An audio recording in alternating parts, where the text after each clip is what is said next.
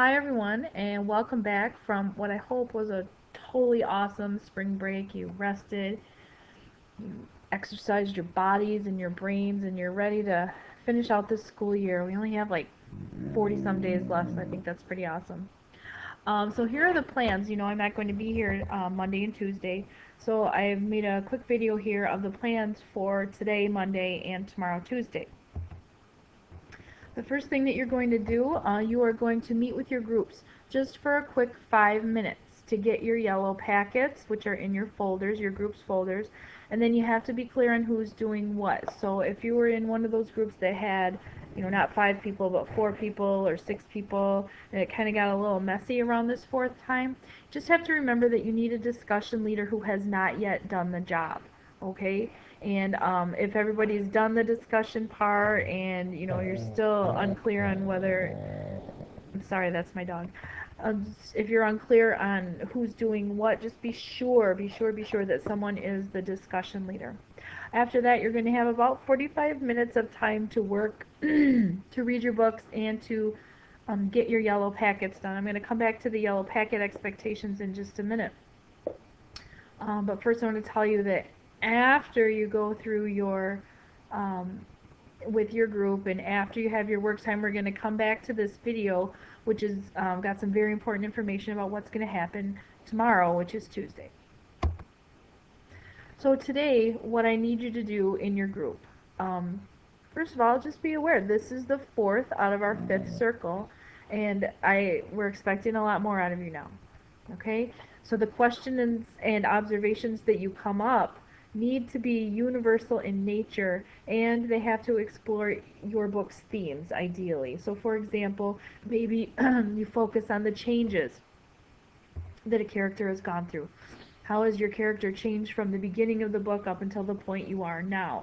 Or if you're finished, well, I guess if you're finished, don't be a spoiler for your group, but focus on some of the changes in attitude, the changes that you notice in the author's tone, how the character has developed over time. A lot of those things that we've been talking about the last couple of weeks as we've been going through and reading our book. So really concentrating on themes, changes, things like that.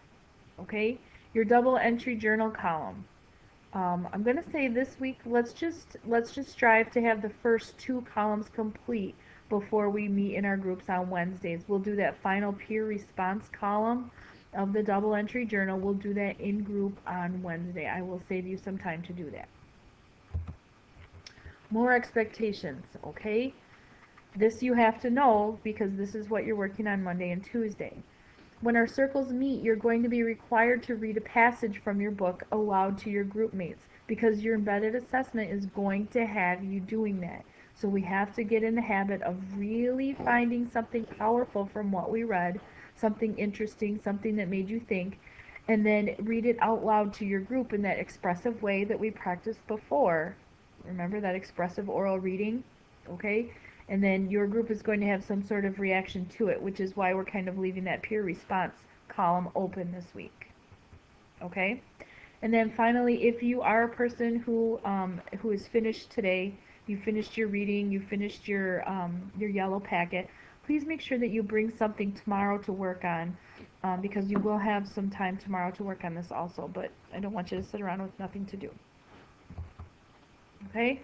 Last, most importantly, I just really want to urge you. I know that you're back from break and you really want to catch up with your friends, and there's a guest teacher in the room today, but this really is everybody's work time.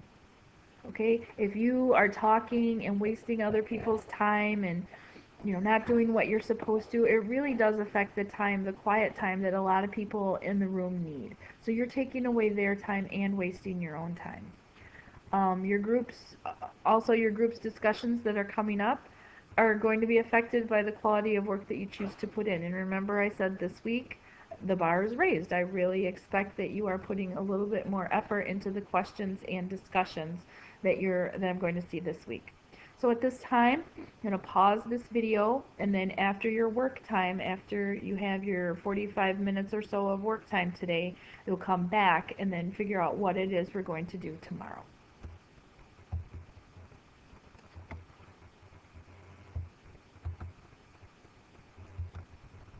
Okay, so hopefully you had a good amount of work time today. And let's just talk about where we're going tomorrow. Do you remember back in November we did a district writing prompt?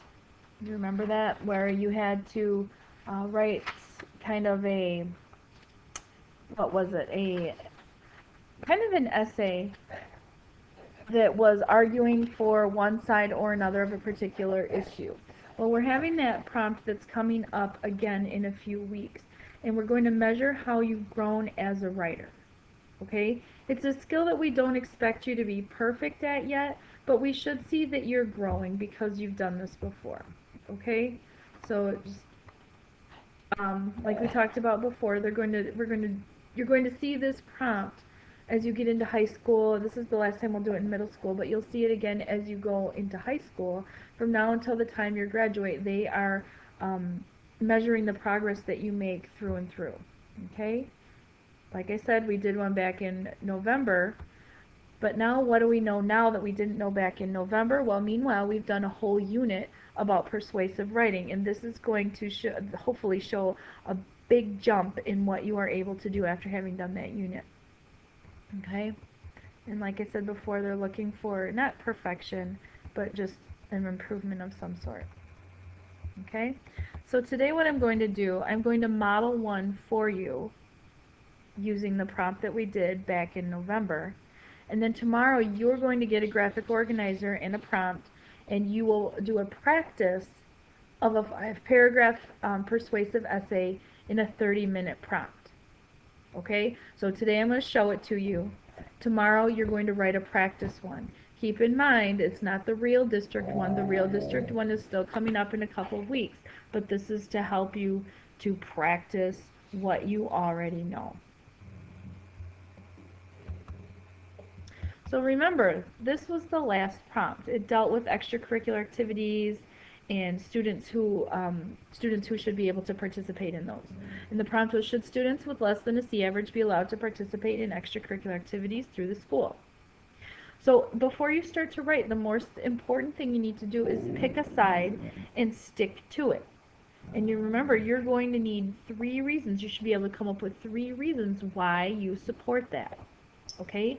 And then what I'm going to urge you to do is look back to the prompt for some ideas. And as when you see tomorrow, you're going to see a much longer prompt. But look back to the prompt. Sometimes they give you ideas. Next thing, you need to remember to include the counter argument. The counter argument was what goes against it. And you did this in your persuasive essays too. Okay, so what goes against it? We got to include that in there. Also, use good reasoning. Okay? Some of the biggest mistakes that I saw in your persuasive essays were that you had a thought and you put it down on paper and it kind of made sense to you, but it didn't make sense to the person who was reading your paper. Okay? So it's important that the logic has to follow. Okay? And if it's not completely clear, you need to draw that picture for your reader. Okay? Alright, so the first step, what you're going to do, you're going to read the prompt and decide which side you're going to argue. Okay? Also consider, did it ask you to write a letter, an essay, or another writing form? Pay attention to what the question asked you, and you have to go back and reread that prompt several times if you need to. Go ahead. So we're going to model today the same prompt that you did back in the fall, and I'm going to take the no side, that no, students should not be required to maintain a C average to participate in extracurricular activities. I'm going to say no. So now I need to, my step 2, what are my 3 reasons to support those opinions? Well, okay, this actually took me quite a bit of time, and I'm not going to lie, but it's just on the screen right there. Okay, but I had to stop and think about it. My first reason was that school is about learning academic subjects and sports are not academics. I could leave it there, but it makes my argument a little bit stronger when I go on to talk about how it punishes students in an unrelated way. That brings my logic and my reasoning full circle. Now that's just a thought. That's just a thought I'm having. I'm not going to necessarily use it in my essay in that exact form. It's going to be something like that, but I'm going to rewrite it just to make it concise in my essay. Okay? Second reason I came up with was that athletics, band, and music offer everyone a chance to work together with other people. And that is a skill that will help you in the real world. I probably wouldn't use that word you in my essay, and not just in school. Therefore, we are robbing people of opportunities that would help them succeed in life. Again, I'm probably not going to use it in that exact form, but at this point, I am just getting my thoughts down, okay? And making sure that that logic that I have is solid. Okay, did you notice what I had, what I did there? Athletics, blah, blah, blah. Offer everyone a chance to work together with other people. It does that in itself, that first sentence there, does not tie back to my prompt unless I add in this other stuff. Okay, so that is a skill that will help you in the real world, not just in school. So you can see I'm getting to it with that sentence, and then this last one, this therefore sentence, really takes it back to the writing prompt. We are robbing people of opportunities that would help them succeed in life. Okay, if we don't let them do the if we don't let them participate. Okay, so it kind of takes it back full circle.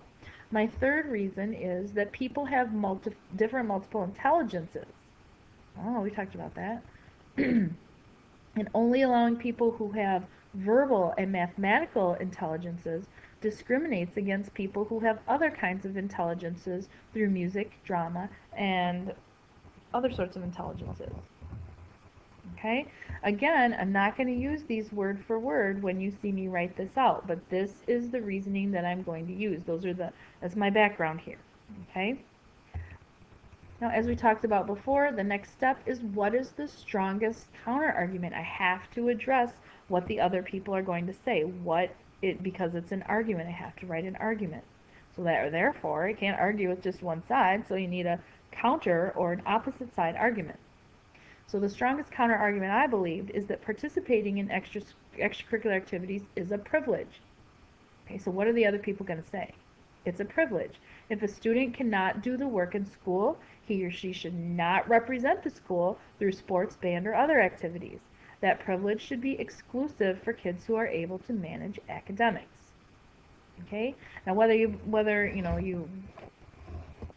believe me or not, or whether you agree with me or not, this is neither here nor there. But the fact of the matter is we are writing an essay and it sticks to one side. We have to stick to our position. And we're just going to sprinkle in this counter argument. We are not going to let this counter argument take over, and we're not going to start arguing for the other side. But we're going to put it in there and flip it to make our argument stronger. Okay? There's a very fine line you need to ride between letting this make your argument wishy-washy and using it to make your own argument stronger. Okay? Alright, so now the planning phase is done, and we once again look at how you should structure a 5-paragraph essay. Yes, I said 5-paragraph essay. So you remember that the first thing you do is an introduction paragraph. Okay? That's where you have a hook, you give some sort of background, and then you include your thesis statement, just like you did in your persuasive essay. Okay, remember that your thesis statement, sometimes you use that online thesis builder, it started out with that even though statement. Even though some people think blah blah blah, I believe blah blah blah. And that was how you wrote your thesis. Okay, so after that you go on, and I'll have this graphic organizer ready for your practice one. You won't get it when you write your real writing prompt, but I'll have it for you when you do your practice tomorrow. Body paragraph number 1. Again, you state your first reason. You go back to what you laid out in your planning as your first reason, or your first opinion. They know that they should not be. They should not be excluded. And then give the reasons. That was my first reason that I came up with. And then offer a little bit of explanation to your reader. Okay. Now, the second one was where the counter argument came in when I'm looking at body paragraph number 2. This is where I address the counter argument and then use my opinion. So I'm going to maybe consider using one of those even though statements again, or some other, more interesting way to present that information. Then I'm going to go back and give my opinion, use the counter argument to make my opinion, letter B, stronger, and then give a reason, and then give more explanation, just like I did in the first paragraph. And then the same thing with body paragraph number 3. Okay? We're pretty familiar with this by now. Finally, the conclusion, where you restate your thesis, and then discuss why it's important, or what happens if we do or don't do this. What are the future implications if we do, if we take the option that you argued in here, or if we don't do what you argued in your paper, what's going to happen in the future? Okay? All right, so now what I'm going to do, I'm going to exit out of here, and I have my notes in front of me, which you're just going to have to believe me on that one. But I have my notes in front of me, and now I am going to model for you writing the first paragraph of this essay, so you can hear my paper shuffling. Remember, I was saying that no, I was arguing, the question again was, should participating in extracurricular activities be limited to just people who have a C or C average or higher? And I'm saying that I believe no. Okay, and I have my 3 reasons that supported no. Okay, so here I go. I'm going to write an interesting hook. And for my hook, I think I'm going to use like basketball. It's like March Madness and all that. So I'm going to go 5, 4, 3, 2, 1. She shoots and she scores, winning this game for Aldrich Middle School, should be a capital S, by just 1 point. Pretty dramatic. The thrill of this kind of victory is at risk for some student athletes. Okay, so I've given you the hook, and now with the statement that starts, the thrill of this kind of victory is at risk for some students. Now I'm starting to give you the background. Okay, so I'm linking my hook to what I'm going to tell you in just a second. Actually, I'm not done with that sentence. The thrill of this kind of victory is at risk for some student athletes as school districts around the nation consider whether to allow athletes with less than a C average to participate in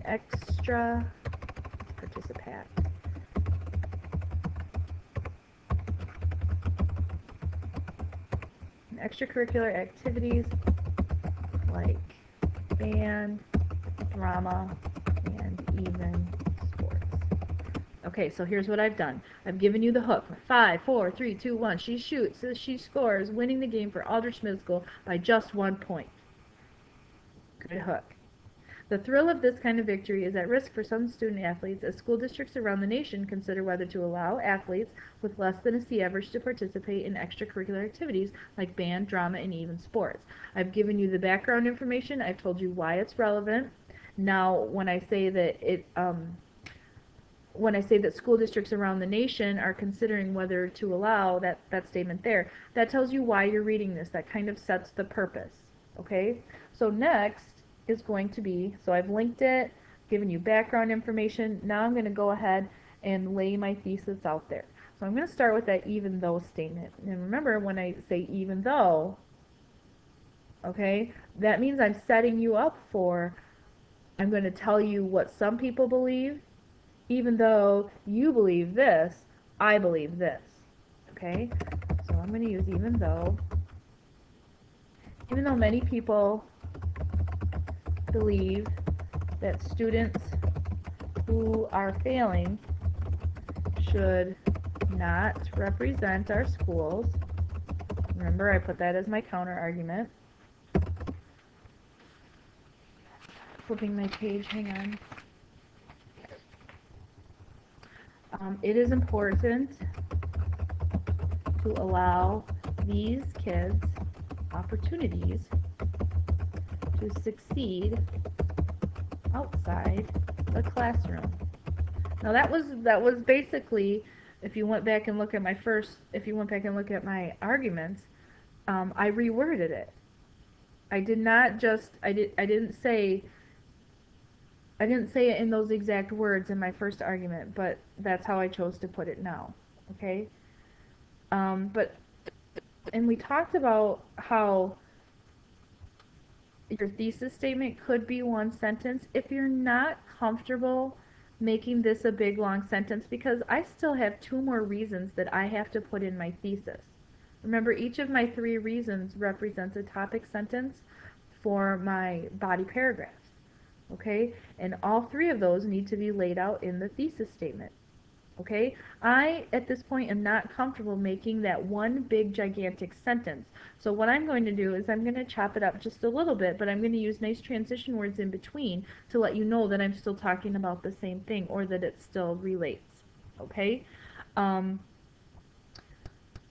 the classroom. And I'm going to say further, that's a good linking word, further, being part of a team or group helps kids learn how to work with other people. And now I'm going to do my last one. So that was my second reason.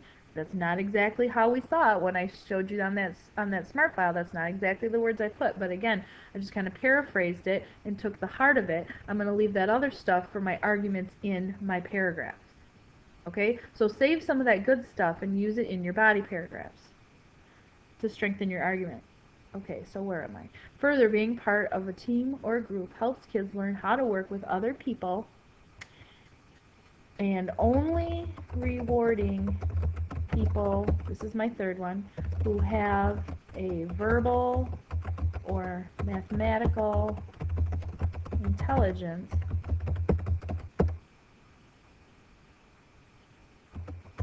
with these opportunities amounts to discrimination.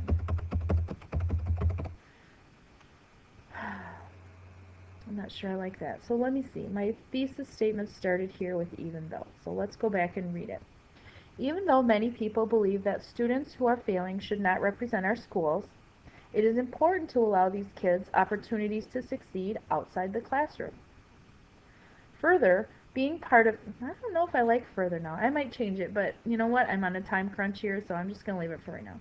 Further, being part of a team or group helps kids learn how to work with other people, and only rewarding people who have a verbal or mathematical intelligences I'm going to take out because that just doesn't make sense. Only rewarding people who have verbal or mathematical intelligences with these opportunities amounts to discrimination. I'd say that's okay. I'd say it's not perfect, and I definitely see things that I would want to do, and I'm probably going to revise or edit that thesis statement, but for right now, I would just move on, because this is a different kind of writing. Remember, you don't have to research on this one. Okay? The persuasive essay we did, we had to do all this research and cite our sources. This one, you have 30 minutes as a writing prompt. This is your opinion backed up with stuff that you know to be true. Okay? So you don't have to cite it, but you do have to logically follow through on your arguments. I hope that makes sense. Okay? So, like I was saying before, you just don't have the time to be super duper picky here right now. If we had, when we go back at the end, save 2 or 3 minutes and maybe fix this at the end, that would be fine. Okay?